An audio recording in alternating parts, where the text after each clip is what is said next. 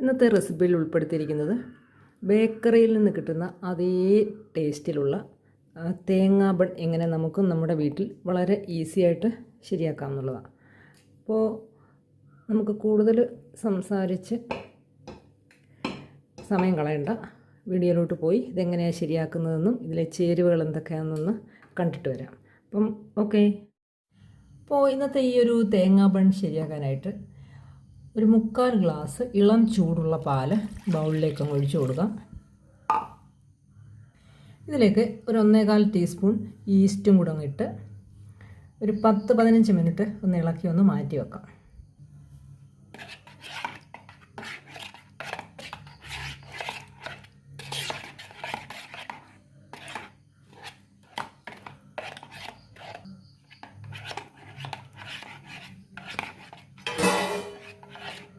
ഇനിയിപ്പോൾ അടച്ച് ഒരു 10 മിനിറ്റ് നമുക്കൊന്ന് മാറ്റി വെക്കാം.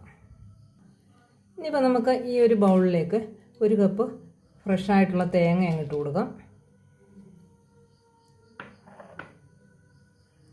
അതിൻ്റെ കൂടെ ഒരു 3 ടേബിൾ സ്പൂൺ ടൂട്ടി ഫ്രൂട്ടി ഇട്ട് കൊടുക്കാം.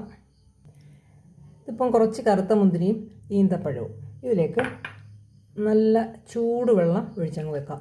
അപ്പോൾ നമ്മളെപ്പോൾ ഈ കറുത്ത മുന്തിരിയും ഈന്തപ്പഴമൊക്കെ എടുത്താലും നല്ല ചൂടുവെള്ളത്തിലിട്ട് നല്ലതുപോലെ കഴുകിയെടുത്തതിന് ശേഷം വേണം നമ്മൾ ഉപയോഗിക്കാൻ. ഇതിനിപ്പം കൊണ്ട് മാറ്റി വെക്കാം. ഇനി ഇതിലേക്ക് നമ്മൾ 1 ടേബിൾ സ്പൂൺ നെയ്യും കൂടെ ഒഴിച്ചു കൊടുക്കാം.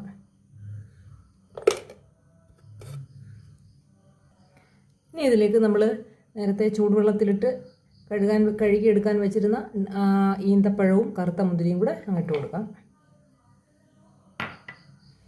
കൂടെ തന്നെ ആവശ്യത്തിന് അല്ലെങ്കിൽ 1 ടേബിൾ സ്പൂൺ വാനില എസൻസും കൂടെ ഒഴിച്ചു കൊടുക്കാം.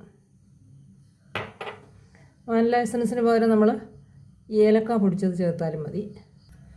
ഇനി ഇതിലേക്ക് പഞ്ചസാര ചേർക്കാം. പഞ്ചസാരയ്ക്ക് പകരം ഞാനിപ്പോൾ കണ്ടോ പനങ്കൽക്കണ്ടം പൊടിച്ചതാണ് ചേർക്കുന്നത്.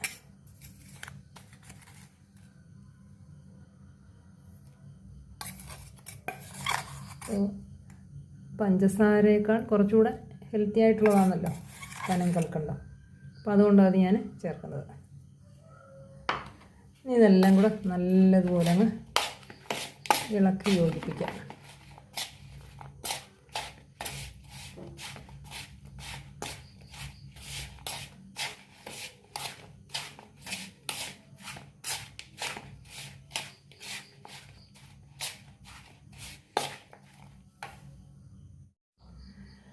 ഇതിപ്പോൾ നല്ലതുപോലെ പൊങ്ങി വന്നിട്ടുണ്ട്.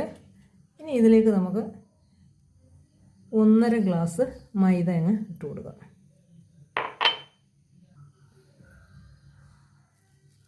ഇപ്പോൾ അളവ് പാത്രങ്ങളില്ലെങ്കിലും നമ്മുടെ ചായ കുടിക്കുന്ന ഇതുപോലെ ഒരു ഗ്ലാസ്സിലായാലും നമുക്ക് ഇത് അളന്നെടുക്കാവുന്നതേ ഉള്ളൂ. ഇനി ഇതിലേക്ക് ആവശ്യത്തിനുള്ള ഉപ്പും കൂടെ ഇട്ട് കൊടുക്കാം. കൂടെ തന്നെ ഒരു 2 ടേബിൾ സ്പൂൺ ഓയിലും കൂടെ ഒഴിച്ച് നല്ലതുപോലെ ഇതൊന്ന് കുഴച്ചെടുക്കാം.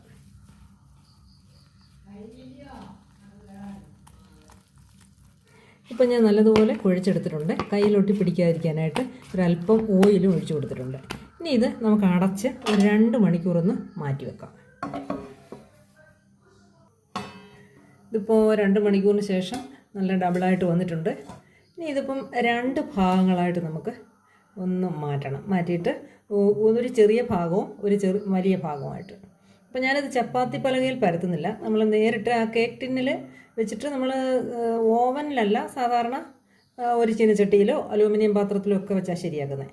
അപ്പോൾ ഞാനിന്ന് ഒരു ചുവട് കട്ടിയുള്ള ചീനച്ചട്ടിയിലാണ് ശരിയാക്കുന്നത്. അപ്പോൾ ഓവനില്ലാത്തവർക്കും നമുക്ക് ഈ ഒരു തേങ്ങാ ബൺ എങ്ങനെ ശരിയാക്കാമെന്ന് ഞാൻ കാണിച്ചു തരാം. ഇപ്പോൾ ഇത് 2 ഭാഗങ്ങളായിട്ട് ഇങ്ങനെ മാറ്റാം, കൈകൊണ്ട് എടുത്ത് മാറ്റാം. ഞാനിപ്പോൾ ഇതുപോലൊരു കേക്ക് ടിന്നിലാണ് ഇത് ശരിയാക്കുന്നത്. അപ്പോൾ ഇതിൽ ഓയിൽ തേച്ച് വെച്ചിട്ടുണ്ട്. ഇനിയിപ്പോൾ ഇത് ഒരു വലിയ ഭാഗവും ഒരു ചെറിയ ഭാഗവും ഇതിനിപ്പം കൈ കൊണ്ട് എടുക്കാം.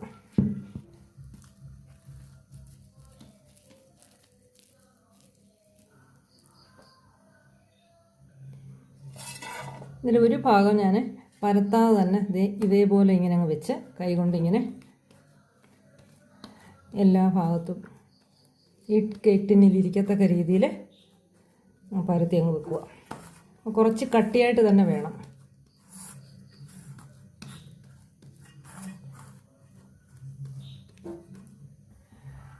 ഇനി നമുക്കിതിലേക്ക് നമ്മൾ നേരത്തെ ചേർത്ത് വെച്ച തേങ്ങായും നെയ്യും ടൂട്ടി ഫ്രൂട്ടിയും മുന്തിരിങ്ങ അതുപോലെ ഡേറ്റ്സ് ഇതെല്ലാം കൂടെയുള്ള ആ ഒരു കൂട്ട് നമുക്കിതിലേക്ക് ഇട്ട് കൊടുക്കാം.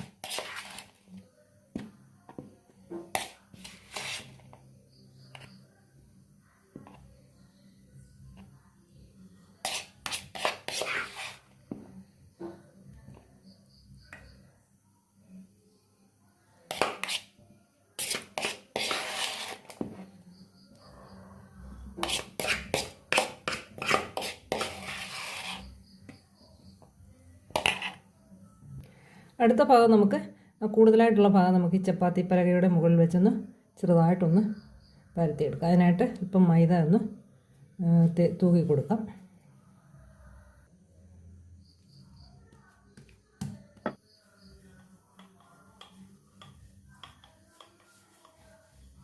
ഇത്രയും മതി, കൂടുതൽ വിസ്താരം വേണ്ട. ഇനിയിപ്പോൾ ഇതിൻ്റെ മുകളിലായിട്ട് ഇതങ്ങ് വെച്ച് കൊടുക്കാം. ഇത് നല്ലതുപോലെ ഇവിടെ ഇങ്ങനെ ഒന്ന് അമർത്തി ഒന്ന് പ്രസ് ചെയ്ത് കൊടുക്കുക.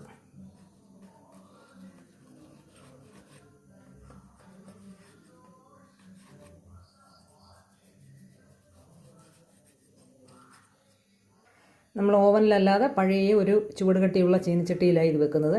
അപ്പം നല്ലതുപോലെ ഇത് ചൂടായി കിടക്കുന്നു. അതിലേക്ക് ഒരു റിങ് എടുത്ത് വെച്ചിട്ടുണ്ട്. ഇതിനി നമുക്ക് ഇതിലേക്ക് അങ്ങ് വെച്ച് കൊടുക്കാം. കൈ പൊള്ളാതെ സൂക്ഷിക്കണം. ഇതിനിപ്പോൾ ഒന്ന് അടച്ചു കൊടുക്കാം.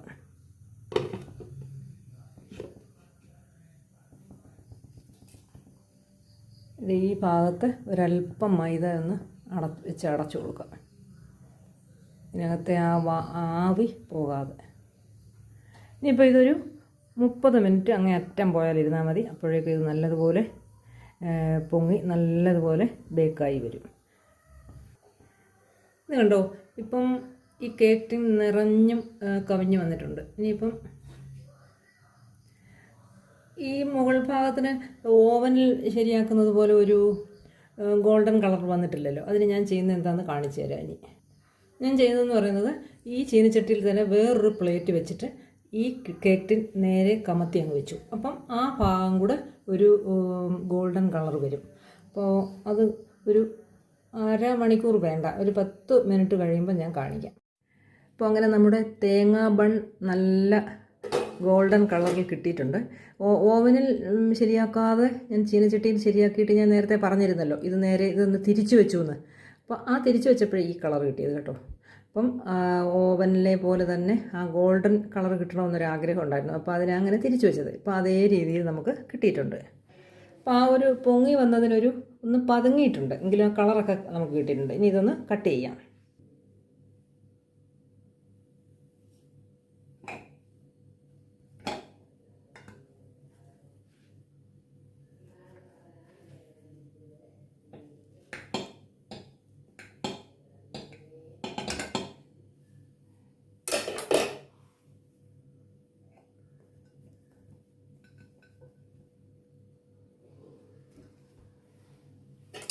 അല്പം കൂടെ കട്ട് ആവാനുണ്ട്.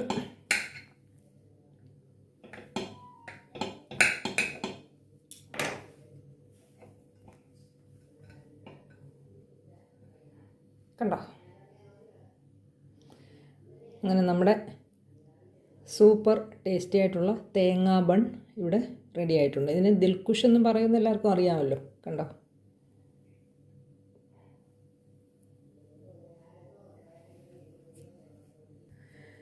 അപ്പോൾ ഇന്നത്തെ ഈ ഒരു എളുപ്പമുള്ള തേങ്ങാ ബൺ റെസിപ്പി ഇത്രയേ ഉള്ളൂ. അടുത്ത വീഡിയോയിൽ കാണുന്നത് വരെ ഇതെല്ലാവർക്കും ഷെയർ ചെയ്യുക, സബ്സ്ക്രൈബ് ചെയ്യുക, നല്ല നല്ല കമൻറ്റുകൾ ഇടുക. അപ്പം ഓക്കെ, അടുത്ത വീഡിയോയിൽ കാണാം.